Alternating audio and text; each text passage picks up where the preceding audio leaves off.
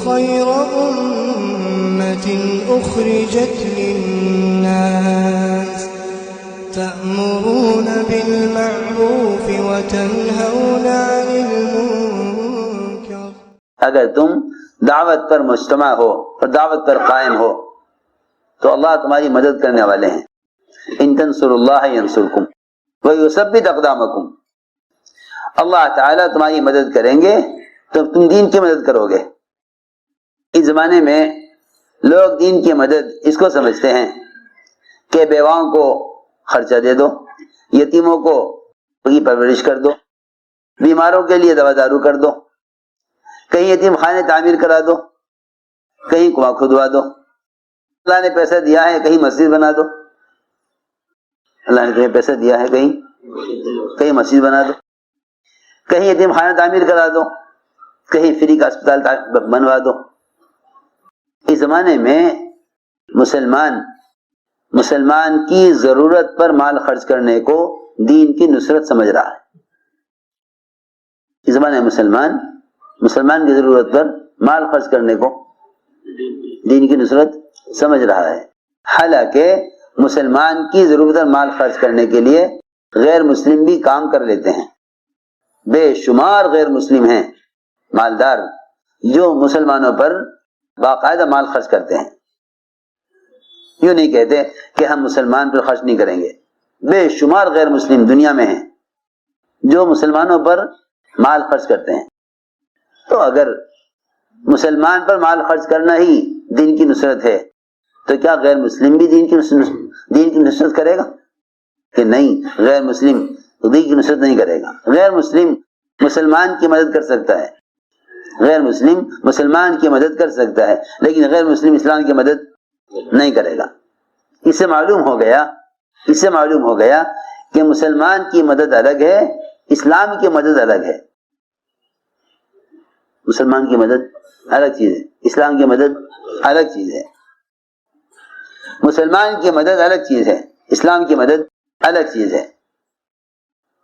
اسلام کی مدد یہ ہے کہ اللہ کے بندے اللہ کے دین میں داخل ہوں. یہ اسلام کی مدد ہے. میری بات تو جو سننی پڑے گی. بہت آدمی سوچتا ہے کہ اگر میں نے اللہ کے راستے کی نقل و حرکت پر اور خود مال خرچ نہیں کیا تو کیا بات ہے. بیواؤں پر، یتیموں پر، مسکینوں پر اور خیر کے کام پر مال خرچ کرنا، یہ بھی تو دین کی نصرت ہے. اس پر مال خرچ کرنا کہ اللہ کے بندے اللہ کے دین پر آ جائیں. اس پر مال خرچ کرنا اللہ کے بندے اللہ کے دین پر آ جائیں. اس کا رخ نہیں ہے. تو میں نے عرض کیا اللہ تعالیٰ کی مدد سے کام ہوگا، اور اللہ تعالیٰ کی جو نصرت ہے وہ دین کی نصرت کے ساتھ ہے. دین کی نصرت یہ ہے کہ تم ایک ایک کو دعوت دے کر اللہ کے فرائض کی طرف لاؤ. اللہ کے فرائض کی طرف لاؤ. ایک ایک امتی کو اللہ کے فرائض کی طرف لاؤ. یہ دین کی نصرت ہے، یہ اسلام کی نصرت ہے. یہ اسلام کی نصرت ہے. ایک ایک کو دعوت دے کر اسلام کی طرف لاؤ. ایک ایک کو دعوت دے کر اللہ کے فرائض کی ادائیگی پر لاؤ. یہ اسلام کی نصرت ہے. تم کسی غریب کے کام آ جاؤ، تم کسی فقیر کا گھر بنوا دو، تم کسی بیمار کا علاج کرا دو، اس کے لیے تو مسلمان غیر مسلم سب برابر ہیں. اس لیے حدیث میں فرمایا کہ انسان اگر ایک چونٹی پر بھی رحم کھائے اس پر بھی اس کو اجر ملے گا. ہر وہ چیز جو زندہ ہے، جس میں حیات ہے، اس پر رحم کرنے کا اجر ہے. لیکن اسلام کی نصرت یہ ہے کہ تم ایک آدمی کو دعوت دے کر اسے اللہ کے فرائض کی طرف لاؤ. یہ اسلام کی نصرت ہے. یہ غیبی نصرت انفرادی دعوت کے ساتھ ہے. یہ غیبی نصرت انفرادی دعوت کے ساتھ ہے. ہم گشت کو بہت معمولی سمجھتے ہیں، لیکن اتنی قوی چیز ہے گشت. اور انفرادی دعوت اللہ کی ایسی مدد لانے والی ہے. اللہ اکبر. حضور اکرم صلی اللہ علیہ وسلم خود دعوت دینے گئے آپ کی بات کو سختی سے رد کیا گیا، انکار کیا گیا، آپ کو اس کا غم ہوا، آپ کو اس کا غم ہوا، آپ کو اس کا غم کہ انہوں نے بات نہیں سنی، اس کا غم نہیں کہ میری بات نہیں مانی، اس کا غم کہ یہ بات مان لیتے تو جہنم سے بچ جاتے، بات مان لیتے تو جہنم سے بچ جاتے، اس کا غم، اتنا غم آپ کو، اتنا غم کہ آپ قرن سعالی جگہ کا نام ہے، وہاں تک پہنچ گئے تو آپ کو ہوش نہیں تھا۔ جیسا کوئی آدمی کچھ سوچ کر جائے اور اس کے خلاف ہو، اس سے اس کے دل کو چوٹ لگے۔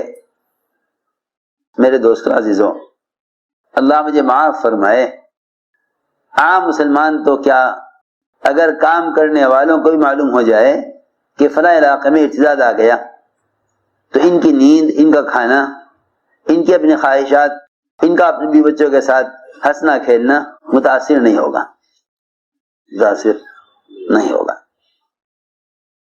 اگر معلوم ہو جائے فلاں ملک میں اعتداد آ گیا، ہندوستان کے فلاں علاقے میں اعتداد آ گیا، ہماری مسجد کے سارے آدمی جمع ہو کر اس طرف نکلیں گے نہیں،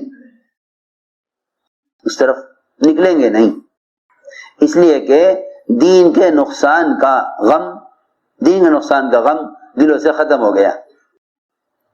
پڑوسی کی دکان جل جائے، آپ تسلی کے لیے جانا اپنا فرض سمجھیں گے۔ پڑوسی کی یہاں موت ہو جاوے، آپ اس کے اعزاز میں آج دکان کھولیں گے نہیں کہ میرا حق بنتا ہے۔ ساری دنیا میں بکھرے ہوئے مسلمان ایک جسم کے اعضاء کی طرح ہیں، ساری دنیا بکھرے مسلمان ایک جسم کے اعضاء کی طرح ہیں، تو میں اپنے پڑوسی کی کا نقصان برداشت نہیں ہوتا، حالانکہ ساری دنیا بکھرے مسلمان ایک جسم کے اعضاء کی طرح ہیں۔ جو تکلیف پیر کے انگوٹھے کی وجہ سے پورے بدن کو ہو، اس سے زیادہ تکلیف ساری دنیا کے بکھرے مسلمانوں کو ایک علاقے میں مسلمان کے مرتد ہونے یا ایک علاقے میں ارتداد کے آنے سے ہونی چاہیے، لیکن یہ رخ نہیں ہے، یہ رخ نہیں ہے۔ عجیب بات یہ ہے کہ امت کے دل دین کے مٹنے کے غم سے متاثر نہیں ہے۔ میں نے عرض کیا نا، آپ کی پڑوسی کی دکان جل جاوے، آپ کو غم ہوگا، آپ کو غم ہوگا، آپ تسلی دیں گے، جائیں گے، ملاقات کریں گے۔ ایک مسلمان اگر ایسے راستے پر چل رہا کہ جہنم کی طرف جاوے تو آپ کو فکر نہیں کہ اسے کیسے جہنم کے راستے سے بچاؤں۔ ابھی تک ہمارا گشت اس بنیاد پر نہیں آیا کہ سب سے زیادہ اللہ کی رحمت کے اور مدد کے متوجہ ہونے کا سبب انفرادی دعوت ہے۔ دھیان سے سننا بات، سب سے زیادہ اللہ کی رحمت کے متوجہ ہونے کا موقع عمومی گشت ہے۔ کیا ہے؟ عمومی گشت۔ عمومی گشت جو ہے وہ اصل میں انفرادی دعوت ہے، وہ اصل میں انفرادی دعوت ہے۔ عمومی گشت انفرادی دعوت ہے، اس پر اللہ تعالیٰ کی جو مدد آتی ہے وہ مدد کسی اور عمل پر نہیں آتی۔ میری بات دھیان سے سننی پڑے گی۔ تم نماز پڑھ کر اللہ سے روزی مانگ لو گے، اللہ رزق دے دیں گے۔ تم نماز پڑھ کر اللہ تعالیٰ سے پانی مانگ لو گے، پانی مل جائے گا۔ عبادات پر انفرادی ضروریات پوری ہو سکتی ہیں۔ میری بات توجہ سننی پڑے گی بہت جاگ کر۔ عبادات پر انفرادی ضروریات پوری ہو سکتی ہیں، انفرادی عبادات پر ضروریات پوری ہو سکتی ہیں۔